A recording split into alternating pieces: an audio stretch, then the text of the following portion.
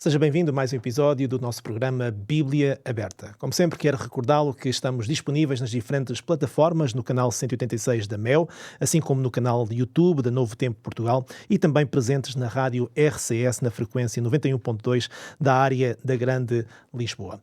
Vamos continuar então a estudar estas temáticas que nós encontramos então no Evangelho de João. Jesus não hesitou em declarar quem ele era, nem em invocar testemunhas para testificarem de quem ele era, mesmo testemunhas que já tinham morrido há muito tempo, incluindo, por exemplo, Abraão, uma figura central de várias religiões. No entanto, quem eram algumas destas pessoas e por que testificaram da identidade de Jesus da maneira que o fizeram? Vamos descobrir isso hoje, mais uma vez, com a ajuda dos nossos comentadores, o nosso painel residente. Quero dar as boas-vindas. Pastor Pedro Esteves, mais uma vez, bem-vindo. Olá, Tiago. Prazer estar aqui. Pastora Ana dos Santos, bem-vinda também. Olá, Tiago. E também continuamos a contar com a companhia do nosso caríssimo pastor António Carvalho. Bem-vindo, António, também. Obrigado.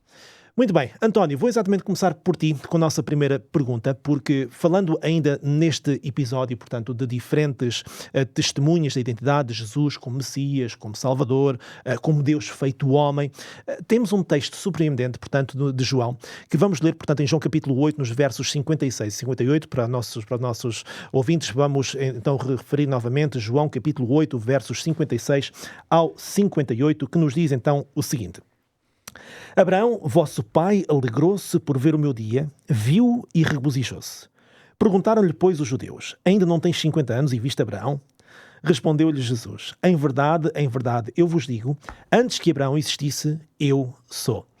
Ora bem, António, como é que podemos explicar estas palavras de Jesus e que dia foi este então que Abraão viu? Ora, muito bem. Antes de mais, eu quero dizer-vos que este terá sido um dia inesquecível para quem ouviu Jesus dizer aquilo que ele disse. Porque foi absolutamente surpreendente e chocante. Porquê é que eu digo isto? Eles estavam a falar de Abraão, e claro que Abraão já tinha vivido há muitos séculos atrás, e Jesus andava na casa dos 30, portanto, humanamente falando, seria impossível ele realmente ter visto Abraão, a menos que tivesse tido uma existência prévia, não é? Que, aliás, é o facto. Jesus teve realmente uma existência prévia, ele era Deus. E o Evangelho de João revela-nos que realmente Jesus é Deus. Já no programa anterior, portanto, se falou nisso. Jesus é Deus. Deus, Criador. E também, se nós fizermos um estudo mais aprofundado da pessoa de Deus que comunica com o ser humano, comunica com os profetas, comunica com os patriarcas, nós vamos descobrir que era Deus que estava lá. Aliás, o Evangelho de João até nos dá uma boa pista ainda no prólogo, quando nos diz que esse Deus, o Logos, a palavra, montou a sua tenda, literalmente o verbo significa isto, montou a sua tenda entre nós, ou seja, normalmente as traduções dizem habitou entre nós, mas o verbo significa montar a tenda, acampar entre nós, no nosso meio. Ora, isto é uma alusão direta ao antigo arraial de Israel, quando o tabernáculo foi montado exatamente no meio da congregação de Israel. Exato. E quem é que estava lá?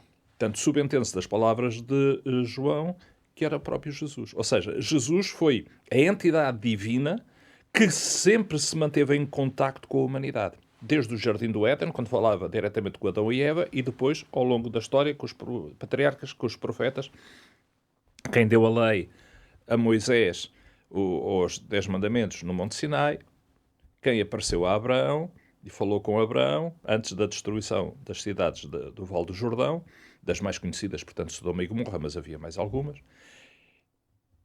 E agora, claro, que ele pode dizer com toda a verdade, com toda a autoridade, como ainda se falava no último programa, se bem me recordo, portanto, que ele é realmente alguém que viu Abraão, não só viu, como o visitou, como falou com ele, etc. Claro que isto causa, para quem não tem a noção de quem era Jesus, efetivamente, causa uma situação de escândalo, de choque. Como é que é possível, tu sendo tão novo, dizeres que viste o Abraão? E agora Jesus vai dar a resposta. Ele vai revelar quem ele é. Isso. Ou seja, na verdade, o que ele vai fazer é a mesma coisa que ele fez com Moisés no Monte Sinai. Quando Moisés lhe perguntou, quando me perguntarem quem é que te enviou, o que é que eu digo? E ele respondeu, eu sou o que sou. Aliás, eu sou, me enviou a vós. E agora Jesus, perante aqueles interlocutores, Jesus vai-lhes dizer, antes que Abraão fosse, eu sou. Ora, no contexto hebraico em que este episódio tem lugar, fazer esta afirmação, eu sou, significa claramente que ele está a dizer, eu sou aquele que se revelou a Moisés. Exato. Eu sou aquele que vocês chamam o Deus dos nossos pais. E foi por isso que eles reagiram da maneira como reagiram. Ali não houve mal-entendidos. Eles perceberam perfeitamente o que Jesus lhes estava a dizer. Jesus estava a dizer, eu sou aquele que se revelou a Israel, aquele que, na verdade, suscitou o próprio Israel nos tempos antigos. E claro que a reação foi coerente com aquilo que era a incapacidade deles de perceberem quem realmente Jesus era, não é? Eles reagiram muito mal. Bom, falando acerca da questão do dia que Abraão viu o dia dele e se alegrou. Isto é uma alusão àquilo que se passou quando Deus pediu a Abraão que sacrificasse o seu filho. Imaginemos o sofrimento daquele homem, a tensão emocional que ele experimentou ao longo de todo o trajeto em que vai desde a sua casa, enfim, desde o acampamento, até ao Monte Moriá, onde ele tinha que sacrificar o seu filho. As dúvidas que podem ter surgido, as tentações que terão surgido na cabeça daquele homem. Será que foi mesmo Deus que me pediu isto? Será que Deus quer mesmo isto? Porquê é que Deus me está a pedir uma coisa destas? Então Deus disse que eu seria pai de uma grande nação e agora o filho da promessa, ele quer que eu o sacrifique? E ele vai tentar, e ele encontra uma resposta para ele que o vai de alguma forma tranquilizar, se nós podemos dizer que ele estava minimamente tranquilo numa situação daquelas, que é, bom, mas Deus é poderoso para o ressuscitar a seguir. E ele vai abraçar esta esperança da ressurreição do filho. Nós conhecemos o episódio. Quando ele chega ao momento de sacrificar o seu filho, e ele está prestes a fazê-lo, Deus impede-o de o fazer. E naquele momento, então, ele tem a oportunidade de perceber o plano de Deus. Na verdade, Deus não queria que ele sacrificasse o seu filho. É Deus que iria sacrificar, usando agora uma linguagem do Novo Testamento, o seu próprio filho. Não era Abraão que ia sacrificar o filho, era o próprio Deus, Pai, que iria sacrificar o seu filho, Jesus Cristo, por amor de cada um de nós e para a salvação da humanidade.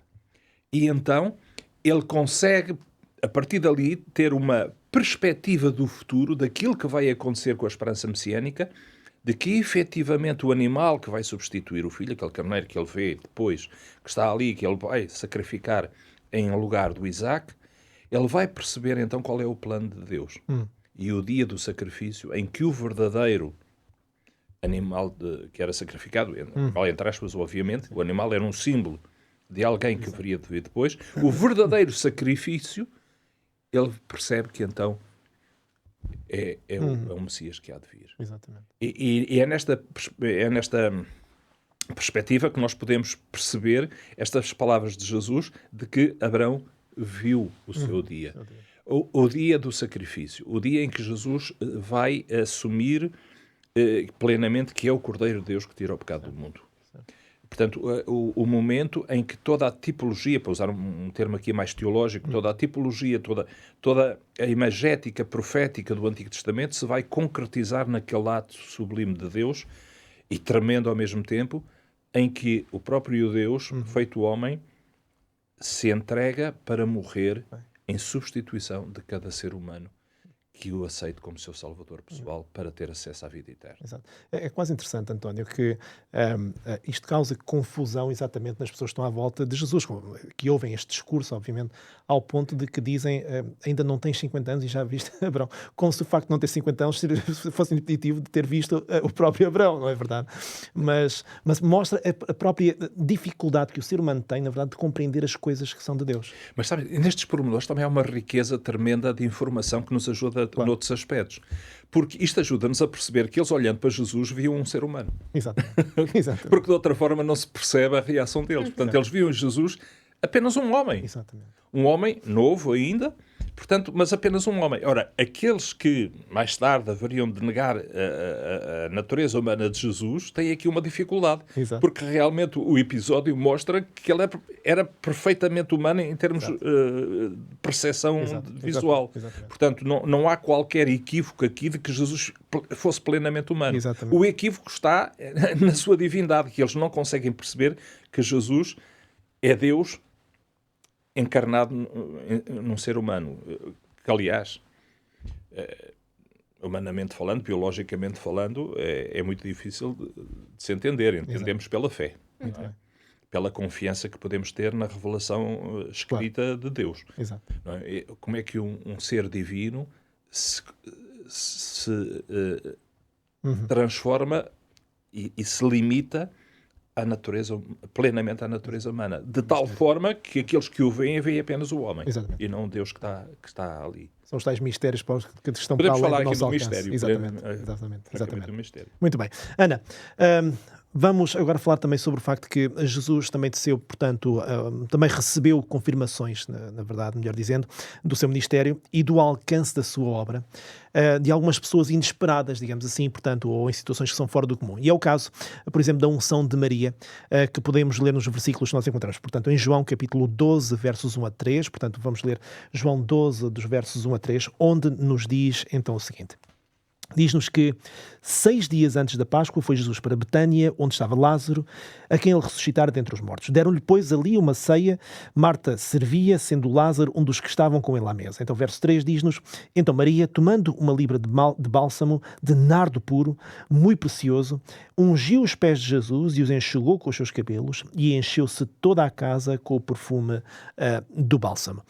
Ora bem, depois disto vai aparecer Judas neste cenário, onde vai criticar a ação de Maria, e Jesus faz então uma declaração profética referindo-se então à sua morte. Que lições é que nós podemos então aprender aqui desta história, Ana? Esta história é muito importante nos Evangelhos, porque esta história repete-se nos 4 Evangelhos. Então é algo que marcou cada um dos presentes ao ponto de todos quererem contar, por palavras suas, o acontecimento. E é curioso, porque quando nós olhamos para esta história, e parece que não tem nada a ver, porque nós passamos de Abraão, que é o pai da fé, que é um grande homem do Antigo Testamento, e de repente apresenta-nos agora no estudo da Bíblia esta mulher que teve um ato que foi criticado por quem estava à sua volta. Então, que ligação é que nós podemos realmente ter e que lições é que nós tiramos deste acontecimento? A primeira coisa é nós olharmos para o texto bíblico, e eu vou convidar-vos e convidar quem está lá em casa e quem nos acompanha na rádio, que é um pouco mais complicado, mas quem nos acompanha no YouTube também, a abrirem as suas Bíblias em João 12, porque nós podemos tirar várias lições desta passagem bíblica e desta história. A primeira é, obviamente, esta devoção, adoração que Maria tem para com Jesus. Porque nós vemos no versículo 3 que Maria vai e não põe qualquer coisa nos pés ou na cabeça de Jesus. Alguns evangelhos vão dizer que também foi a cabeça. Não foi um perfume qualquer. E eu lembro-me que estudámos em temporadas passadas também esta história e chegou-se à conclusão que foi propositado, foi o melhor, era aquilo que ela encontrou de melhor que existia no seu tempo. E nós vemos que esta adoração de Maria a Jesus, a ungir os seus pés, a ungir a sua cabeça, mostra que ela está a honrar aquele que a autoridade do seu povo não reconhecia como eu sou. E Maria reconhecia a Jesus como eu sou. Reconhecia a Jesus como realmente o Messias. Podia estar um pouco nublado o pensamento dela daquilo que iria acontecer, mas ela sabia que aquele homem não era um simples profeta, era muito mais do que um homem bom, do que um profeta, era o Salvador do mundo, apesar de poder não compreender na totalidade o que isso significava. Mas nós podemos continuar, e no versículo 4 ao versículo 6, nós vemos que agora vai entrar aqui um contraste entre generosidade, adoração por parte de Maria e um ato egoísta por parte de Judas. Porque Judas, e é interessante o parênteses que João faz ao perceber mais tarde a intenção das palavras de Judas, mas nós vemos que Judas não está importado com o valor para os pobres. Isso foi algo superficial que ele vai utilizar.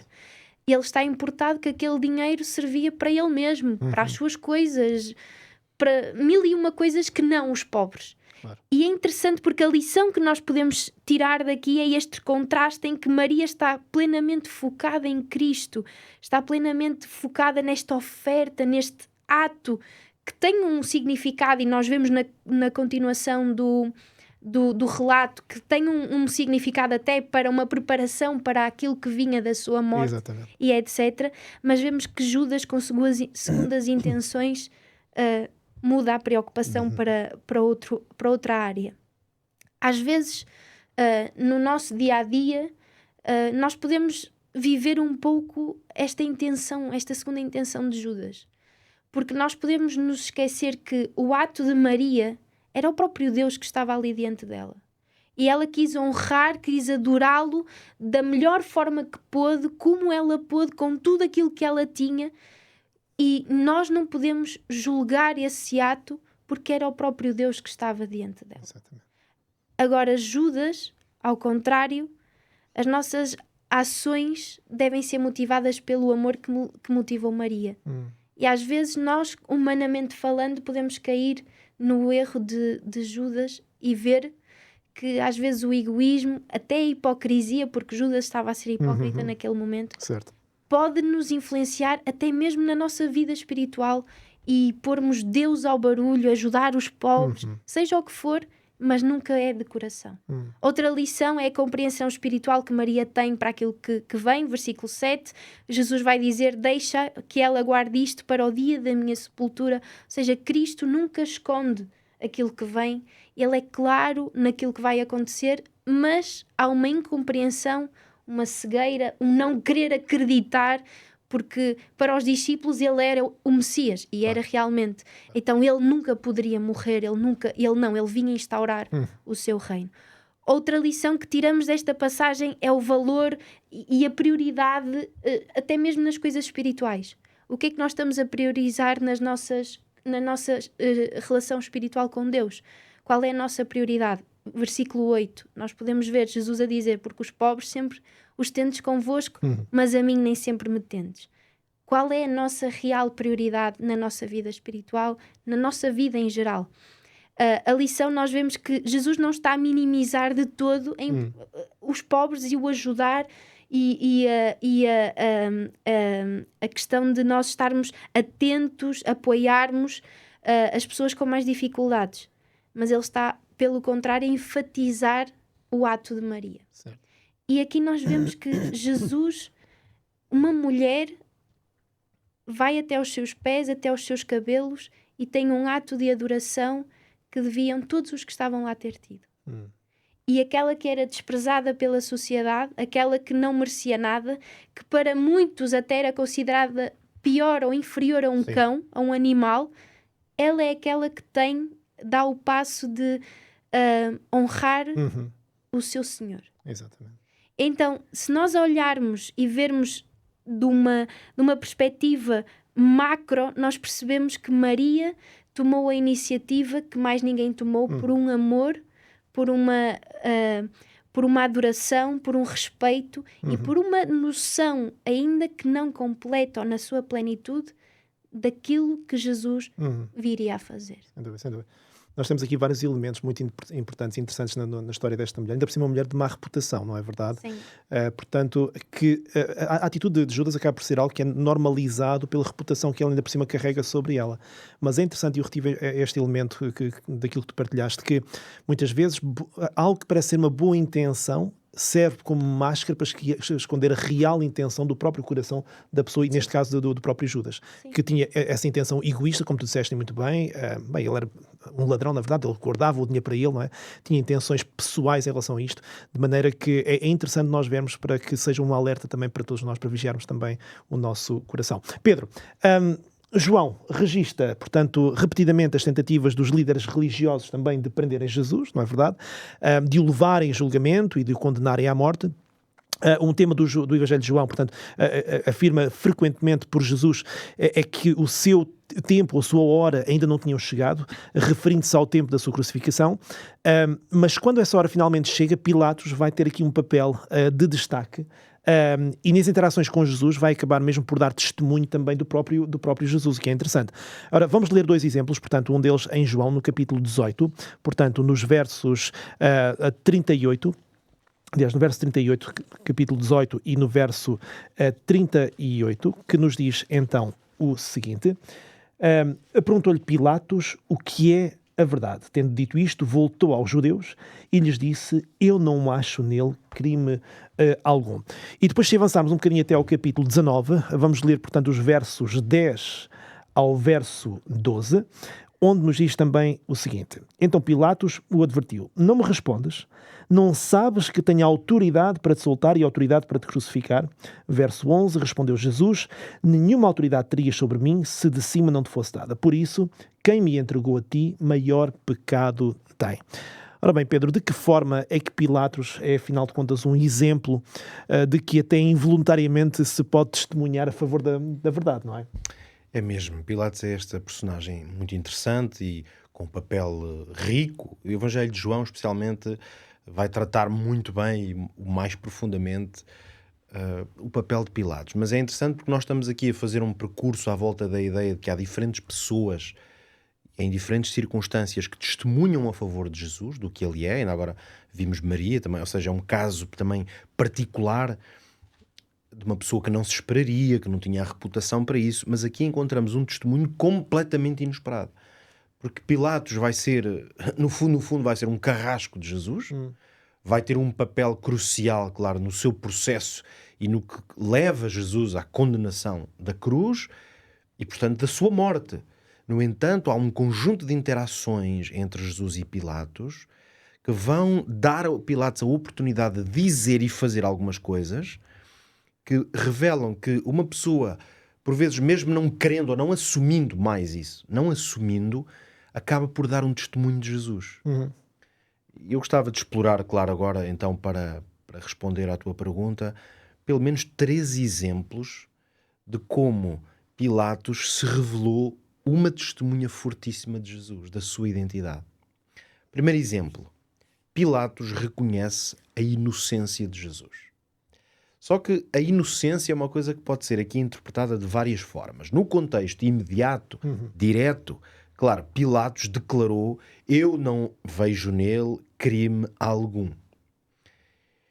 É claro, esta é uma declaração que, obviamente, no sentido mais literal, é uma declaração sobre a inocência em relação à demanda, à acusa que lhe era feita. Só que nós podemos, no fundo, ler estas palavras como uma declaração de que, mesmo sem aceitar plenamente, obviamente, quem era Jesus, Pilatos está a declará-lo o quê? Homem sem culpa. A expressão "não encontro nele culpa alguma", se o lêssemos num contexto mais abrangente da identidade de Jesus, seria como dizer: este é o homem sem mancha. Este é o homem que não tem pecado. Bastaria trocarmos a expressão culpa, que aqui obviamente está num contexto mais de julgamento, e colocássemos ali a palavra pecado, que é um contexto mais espiritual, e no fundo Pilatos está involuntariamente a afirmar a inocência de Jesus, que é como quem diz a sua pureza. Porque uma pessoa que é inocente, obviamente, pelo menos naquela acusação, ela está pura. É isso que a torna inocente, ela está sem mancha. Estar sem mancha, claro, evoca-nos para a ideia de que este é o Cordeiro sem mancha. Por isso, Pilatos torna-se aqui um porta-voz, com mais ou menos consciência, um porta-voz desta ideia de que Jesus é um ser inocente, é um ser puro, é um ser limpo de mácula. É interessante como, dentro do processo do seu julgamento, Pilatos vai ser um agente que declara a pureza de Jesus, a sua inocência. Mas Pilatos vai também ter uma outra ação que pode ser interpretada como um testemunho. Refiro-me agora ao facto de que ele vai tentar, com ações concretas, Pilatos vai tentar evitar a crucifixão de Jesus. Este é um ponto. Uma coisa era ele apenas lavar as mãos, como ele veio a fazer. ficar totalmente neutro ou não ter ação nenhuma, mas nós percebemos na história que ele tentou evitar. Claro que ele não o evitou, mas tentou. E há uma leitura que podemos fazer disto. Nós, quando vemos ali em João, capítulo 19, que o próprio Pilatos tenta pressionar Jesus para tirar dele alguma coisa, e nós percebemos que ele tenta tirar dele alguma coisa que ele possa aproveitar, mais para a inocência do que talvez para a condenação.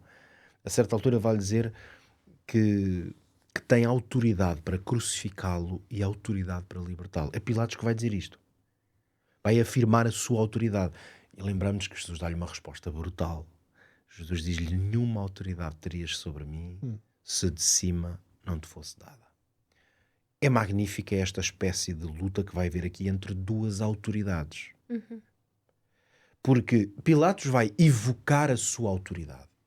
E percebemos que é num sentido de dizer-lhe: vê se fazes alguma coisa que te ajude, porque está nas minhas mãos ter o poder para te libertar ou para te crucificar. O que é que tu podes dizer? No fundo é isso, a teu favor.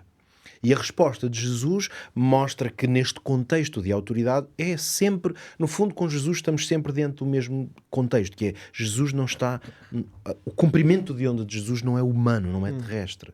Por isso é que ele lhe diz: a autoridade que te é dada neste momento é de outra natureza.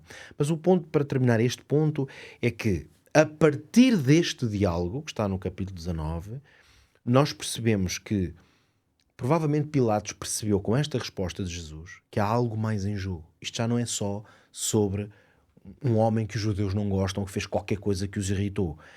A partir deste momento, do versículo 10 para a frente, nós vamos ver várias ações de Pilatos na tentativa de libertar Jesus. Ele fez várias tentativas, nós sabemos isso. Desde afirmar, reunir-se com os judeus e dizer que, vejam lá, porque eu não acho que haja aqui culpa nenhuma, até a ideia de trocá-lo, de propor-lhes outra pessoa para matar. Ou seja, vai haver uma ação concreta de Pilatos para ver se há uma saída. Ou seja, involuntariamente, o ponto é este: Pilatos está a testemunhar de quê? No fundo, de que ele está consciente de que a verdade e a justiça nunca levariam Jesus à morte. Por isso, pelo menos durante um período em que ele vai tentar libertar Jesus, ele está a dar testemunho de que estamos diante de um homem que é justo. E finalmente, o último ponto, que me parece talvez um dos mais evidentes de Pilatos como testemunha, é que ele vai ser um instrumento de um testemunho público da realeza de Jesus. Porquê? E relembrar-vos isto. Porque é depois da condenação. Portanto, Pilatos não foi fiel à sua consciência. Mas a verdade é que foi Pilatos que deu a ordem para que se escrevesse um letreiro na cruz. E o letreiro o que é que dizia? Jesus Nazareno, Rei dos Judeus. E é interessante que os líderes judaicos ficaram todos arreliados com isto. Quer dizer, não gostaram nada. E mesmo estavam satisfeitos com o resultado do julgamento. Mas a verdade é que tentaram demover Pilatos de ordenar esta inscrição. E propõe, aliás, que ele escreva: este é o que disse, sou rei dos judeus, que era para tentar fazer ali uma hermenêuticazinha e corrigir a coisa. E é interessante, porque a resposta de Pilatos revela, de facto, que ele estava numa posição completamente diferente. Ele vai dizer: o que escrevi, escrevi. Ou seja, vocês não têm autoridade, nem eu vou alterar nada. Ou seja, graças a mais uma vez, esta ação que é muito dúbia, porque por um lado é uma ação que defende ou eleva Jesus, mas já sabemos que Pilatos é talvez um dos melhores exemplos bíblicos do que é a dualidade de ter consciência do certo, do bem, da verdade, mas não ter o caráter para assumir isso. Por isso é evidente que esta reflexão que eu estou a fazer não é para elevar Pilatos e dizer: olhem que homem maravilhoso que temos.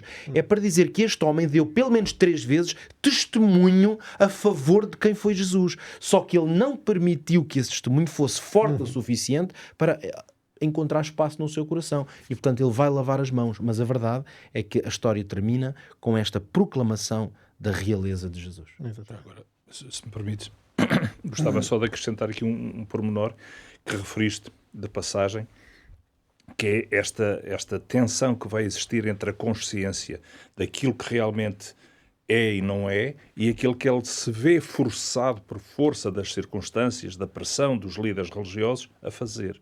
Ele vai sacrificar a convicção dele ao interesse pessoal que ele próprio acaba por ter. Porque aquilo que vai disputar a decisão final dele de avançar para a condenação à morte de Jesus é o facto de eles dizerem: mas toma lá cuidado, porque se tu não fazes isto, nós vamos apelar para o César e tu ficas aqui em maus lençóis, porque alguém que diz que é nosso rei não é castigado por ti.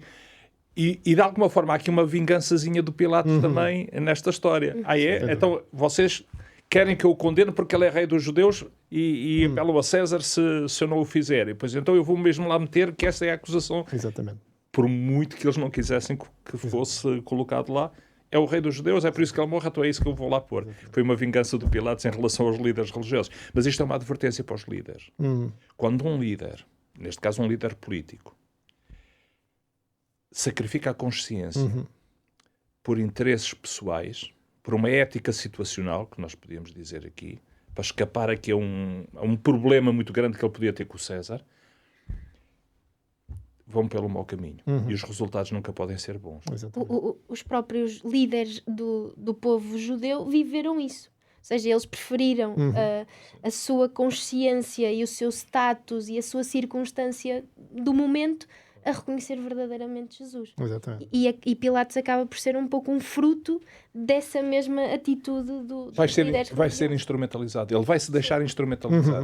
Muito bem. Aliás, o que acontece a qualquer líder quando sacrifica a sua consciência. Exatamente. Está a ser instrumento de alguém. Exatamente. E por outro lado, vai dar razão a Jesus paradoxalmente. Quando Jesus diz que há uma autoridade superior a ele, Exato. o Pilatos acaba por reconhecer a sua autoridade, embora não seja em Deus, mas no César.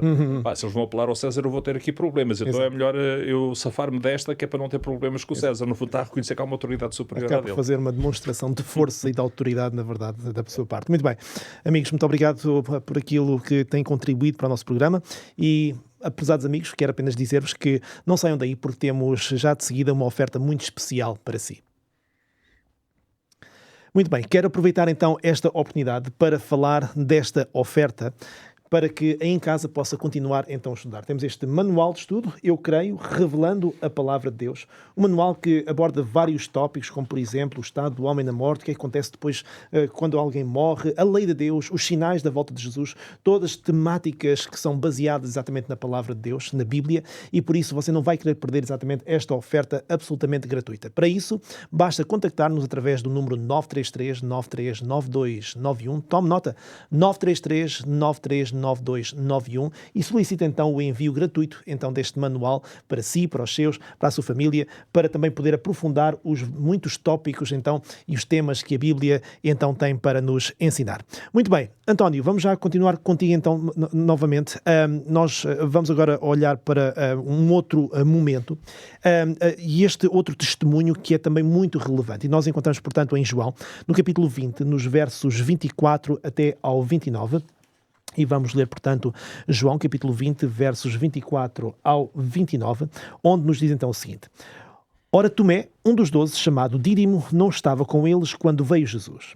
Disseram-lhe então os outros discípulos: Vimos o Senhor. Mas ele respondeu: Se eu não vir nas suas mãos o sinal dos cravos e ali não puser o dedo e não puser a mão no seu lado, de modo nenhum acreditarei. No verso 26... Agora diz-nos então que passados 8 dias estavam outra vez ali reunidos os seus discípulos e Tomé com eles. Estando as portas trancadas, veio Jesus, pôs-se no meio e disse-lhes: Paz seja convosco. E logo disse a Tomé: Põe aqui o dedo e vê as minhas mãos, chega também a mão e põe-na no meu lado, não sejas incrédulo, mas crente. Respondeu-lhe Tomé então: Senhor meu e Deus meu. Disse-lhe Jesus: Porque me viste, creste? Bem-aventurados os que não viram e creram. António, o que é que podemos aprender com a história de Tomé sobre estas dinâmicas que muitas vezes surgem entre a fé e a dúvida? O que é que nós podemos aprender daqui? Bom, vamos lá ver. Eu quase que me atreveria a dizer qual é o crente que não tem dúvidas. Não é? Entendamos a dúvida no bom sentido, ou seja, nós não temos respostas para todas as questões. E eu estou-me a lembrar, curiosamente, de um professor que eu muito estimo, que um dia numa aula nos disse, perguntou à turma se havia alguma dúvida. E a turma ficou em silêncio. E ele fez uma cara muito séria, um compasso de espera. Toda a gente ficou na expectativa, não é? Pela reação dele. E depois ele começou a olhar a cada um de nós e disse: estou a ficar preocupado. Porque só há 2 tipos de pessoas que não têm dúvidas. Os que sabem tudo e os que não sabem nada. E qual dos grupos é que vocês pertencem? Claro que a partir dali começaram a surgir muitas dúvidas, muitas perguntas como reação. Sabem que ser crente não significa que não tenhamos dúvidas. Porque quando nós começamos a aprofundar o nosso conhecimento sobre um determinado assunto, é natural que as dúvidas surjam, as questões, as respostas que nós gostamos de ter e que não temos. Um religioso que não tem dúvidas facilmente se situa no campo do fanatismo absoluto, que não se coloca questões. Portanto, e aqui devo dizer que aquela ideia tradicional de que a razão e a fé são coisas opostas, eu não acredito nisso. Não acredito nisso. Eu vejo mais razão na fé do que na falta dela.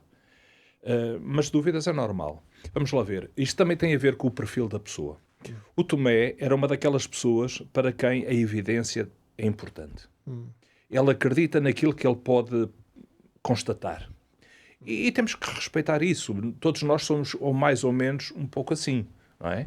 Há coisas em que nós acreditamos facilmente, há outras em que nós temos mais dificuldade e queremos mais respaldo da evidência para acreditar, para aceitar o que quer que seja. Portanto, o caso do Tomé realmente é um caso paradigmático de alguém que tem dificuldade, e vamos lá ver, e compreendamos isto. Estamos a falar de alguém que supostamente, alegadamente, aliás não é supostamente, alegadamente teria ressuscitado. Mas ele não viu. Ele não viu isso. Ele tem testemunhos que dizem que sim, que ressuscitou, que apareceu a este e aquele, mas ele não viu. E ele tem dificuldade em aceitar isso. Respeitamos isso. Não significa que não fosse verdade. Ele tem a dificuldade em aceitar essa realidade. E depois, mais uma vez, Jesus, de um modo muito carinhoso, muito cuidadoso, vai-lhe demonstrar que efetivamente tinha ressuscitado, e mais ainda, que sabia qual era o problema dele, ao dizer, olha, vê lá nas minhas mãos e aqui no meu lado, se efetivamente não sou eu. E claro, ele ali, pronto, não é? Ele ali aceita plenamente, meu Senhor, meu Deus. E pronto, ele aceita plenamente. Mas vamos lá ver, isto coloca uma outra questão que é importante, que é a questão o que é a fé. Eu creio que tradicionalmente nós olhamos para a fé como uma coisa que se tem ou não se tem. E é verdade que ou temos ou não temos, certamente. Mas penso que não se restringe meramente a este plano do ter ou não ter fé. A fé, na verdade, de acordo, aliás, com a própria revelação das Escrituras, a fé é algo que, existindo na pessoa, pode e deve crescer. Não é algo estático do simples ter ou não ter. É algo que deve crescer. E, por exemplo, em Romanos, capítulo 1, versículo 17, de fé em fé, esta expressão do apóstolo Paulo de fé em fé significa exatamente esta progressão da fé. E eu diria, então, que podemos conceber vários patamares de fé. A fé, num primeiro plano, é meramente acreditar. Não há fé se não acreditar em qualquer coisa ou em alguém, obviamente. Portanto, este seria o plano mais básico, mais elementar da fé, o acreditar. Eu acredito, eu creio. Depois, a fé pode crescer para um patamar seguinte, que é o patamar do conhecimento. Uma fé que não é apenas o crer, mas que conhece qualquer coisa, que experimentou qualquer coisa. Portanto, aí já estamos num patamar mais elevado da fé. Mas ainda não é o patamar que eu diria mais elevado da fé. O patamar mais elevado da fé entra numa dimensão que é da confiança. Uma confiança que vai crescendo à medida que a pessoa vai aprofundando a sua experiência de fé. E é aqui que a questão relacional é muito importante. Eu não posso meramente acreditar que existe um Deus.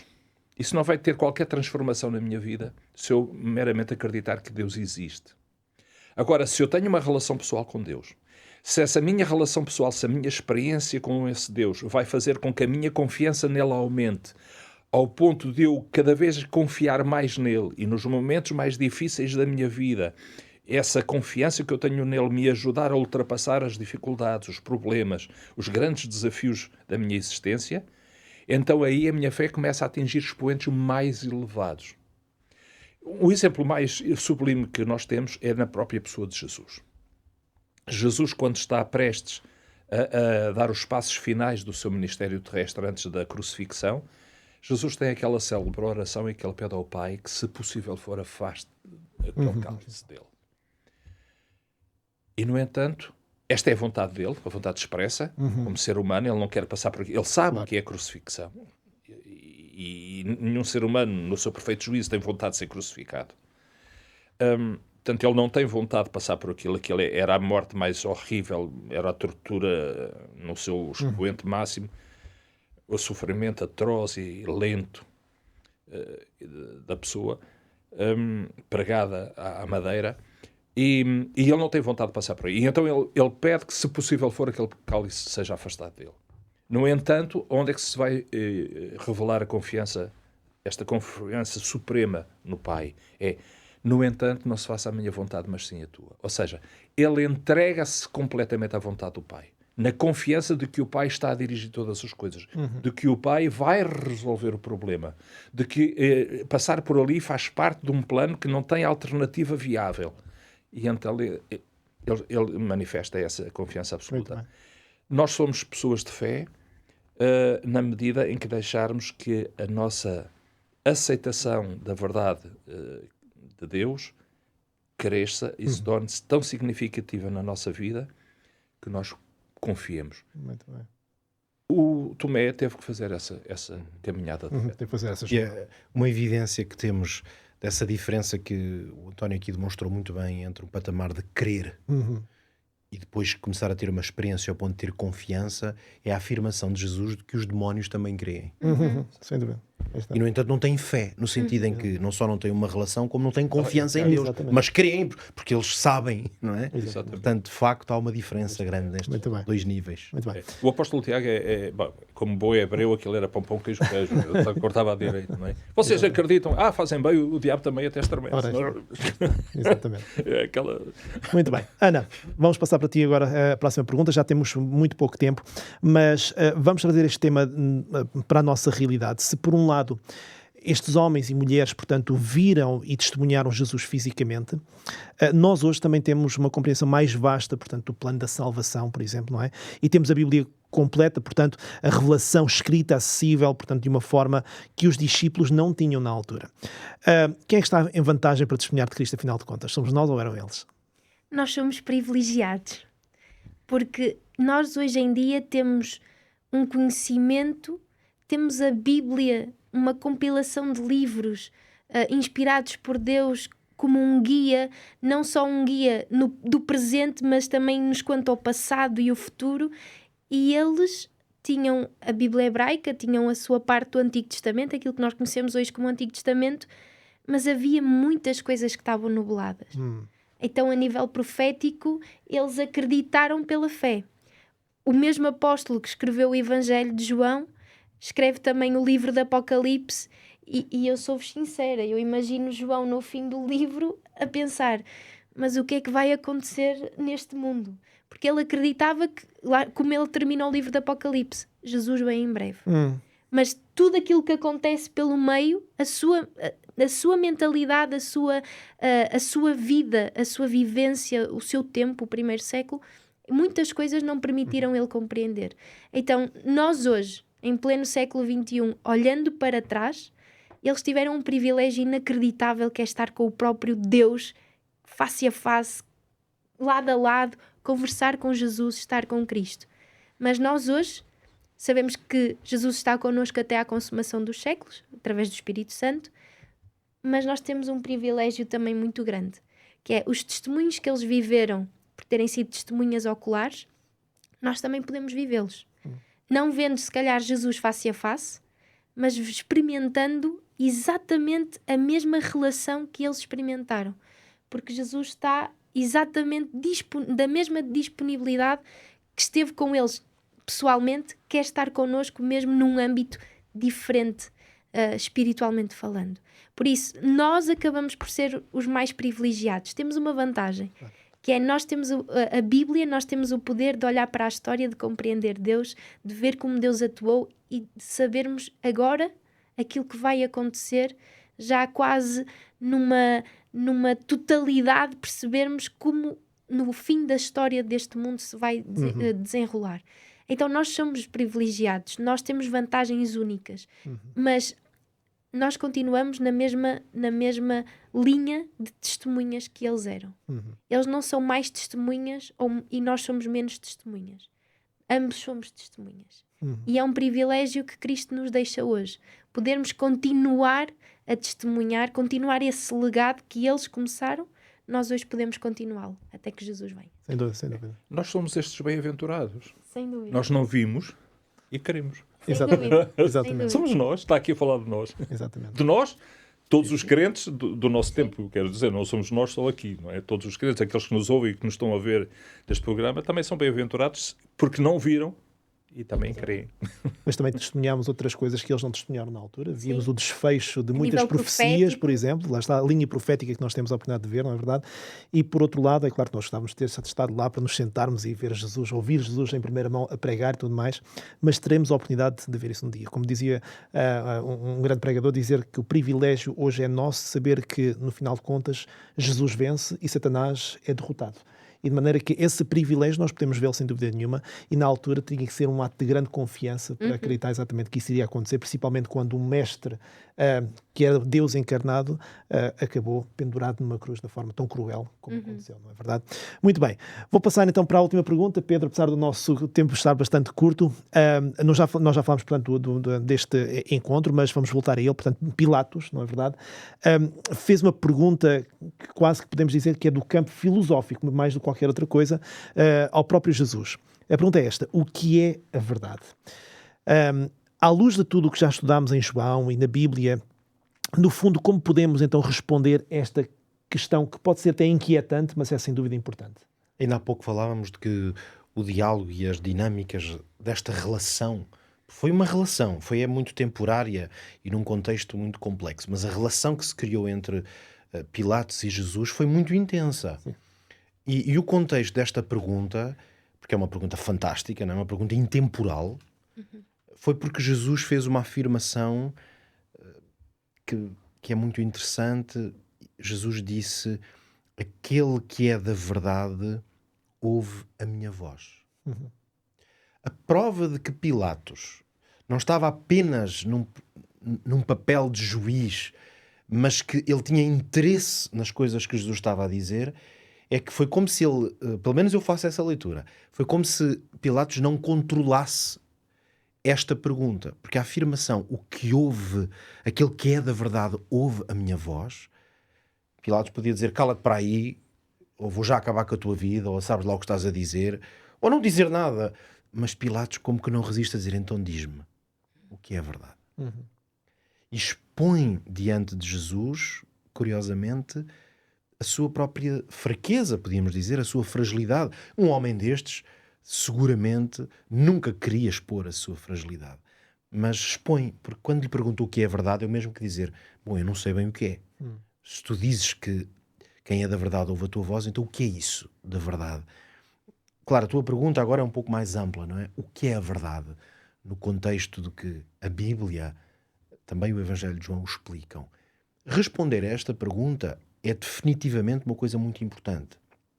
Mas eu atrevo-me a dizer que, especialmente no tempo em que nós vivemos, não há seguramente registro na história, do que nós conhecemos da história, um tempo em que a verdade, eu nem estou a falar agora ainda da fé, da verdade bíblica, estou a falar da verdade objetiva. E a verdade objetiva, ela na vida está em muitas coisas. Está no que pode ser observável, está na realidade concreta. Nós vivemos num tempo em que diferentes filosofias e posturas na vida colocam em causa realidades que são verdades objetivas. O que quer dizer que já nem o que é visível e concreto escapa a uma ideia, porque é, portanto, uma postura filosófica, de que, no fundo, não existe verdade. Provavelmente uma das coisas que mais atacou e prejudicou o nosso mundo em termos de valores foi precisamente a ideia de que a verdade não existe enquanto realidade concreta. E, portanto, se a verdade não existe, em certo sentido, eu posso não ser aquilo que concretamente sou. E não precisamos de ir falar de um tema em detalhe, mas hoje em dia pode-se pôr em causa que eu seja homem. Um homem com um conjunto de evidências físicas e observáveis que são uma realidade concreta de que eu sou um homem. Isso tem um significado, é uma verdade concreta. Podíamos dizer que durante milénios isto não era uma questão questionável. E não era questionável porque é uma verdade concreta. E felizmente há verdades concretas. Não põe em causa que há verdades que não são concretas. Eu posso dizer que te amo, isto não é uma verdade concreta, porque se eu disser que te amo e agora acaba o programa e eu dou-te um par de murros, quer dizer, não é, a verdade que eu digo que te amo não é evidenciada. Então, há coisas na vida que não são verdades concretas, mas há verdades concretas. E eu estou a fazer este preâmbulo aqui para dizer que este assunto é relevante porque nós vivemos num tempo em que até verdades concretas são postas em causa. Quanto mais verdades que não são concretas. Portanto, Jesus, obviamente, falava muito de verdades que elas não são concretas, mas são absolutamente reais. Precisam de ser experimentadas. Respondo a essa pergunta agora num minuto, dizendo o que é a verdade? A Bíblia afirma o que é a verdade. Jesus é a verdade. Esta é a primeira afirmação. Ele próprio disse que era a verdade, que era o caminho, que era a vida. Isto significa o quê? Que a verdade não é, para Jesus, não é um conceito abstrato ou filosófico. Pode ser discutida a esse nível, mas não é isso. A verdade está incorporada na pessoa de Jesus. Por isso podemos dizer que a verdade está revelada em Jesus. Por outro lado, Jesus mesmo disse que a palavra é a verdade. Quando disse, a tua palavra é a verdade. Quando orava ao Pai dizia, santifica-os, a tua palavra é a verdade. Quer dizer que a verdade é possível encontrá-la de forma concreta e objetiva na revelação. Mais uma vez, trata-se de revelação. Porque Jesus é uma revelação física, ou melhor, pessoal da verdade, e a palavra escrita é também uma revelação da verdade. E finalmente dizer que podemos até filosoficamente não conseguir entender o que é a verdade, mas Jesus disse uma coisa, que o Espírito Santo vos guiará a toda a verdade. Por isso a minha resposta a alguém perguntasse, eu gostava de saber a verdade, eu queria compreender a verdade, só há uma resposta possível. Pede ao Espírito Santo que te guie e te ensine a verdade, porque foi isso que Jesus disse que ele fez. Muito obrigado, Pedro. E muito obrigado a todos. Estamos a chegar ao final do nosso programa. Foi muito construtivo tudo aquilo, todos os elementos que trouxeram até nós. E hoje gostaria de pedir ao António para terminar com um pequeno resumo, apenas uma pequenina frase que pudesse então sumarizar um bocadinho aquilo que foi o nosso estudo então de hoje. Ora, muito bem. Eu faria um apelo a todos aqueles que nos estão a seguir neste programa, nestas reflexões que temos feito, que efetivamente procurem dar um sentido à sua vida, à sua existência, procurando exatamente a verdade que é a pessoa de Jesus Cristo. Creio que este é o núcleo, o centro, do fundo daquilo que tivemos a falar. E ao descobrirem Jesus, não sacrifiquem a consciência a essa descoberta. Sejam coerentes com essa descoberta da pessoa de Jesus. Jesus vai nos ajudar a ver as coisas como elas são. E se me permite só aqui um pequeno parêntese de passagem, a questão da fé e da razão é uma questão entre a verdade e a realidade. A ciência estuda a realidade das coisas, o que efetivamente é. A religião procura desenvolver, compreender a verdade das coisas. Entre a verdade e a realidade não pode haver um conflito. Claro. Porque se ele existe, alguma coisa não está bem, algures. Não é? A verdade e a realidade têm que coincidir. O que é extraordinário é que na pessoa de Jesus nós vemos essa sintonia entre a realidade das coisas e a verdade. E essa é uma descoberta extraordinária que nós podemos fazer. E quando a fazemos, isso muda muito na nossa vida. Transforma. E a transformação, se nós deixarmos, será radical. Hoje em dia usa-se muito este termo, não é? Sim. Radical. Muito bem, quem quiser fazer uma experiência radical, vai em busca de Jesus e vai ter efetivamente uma experiência radical.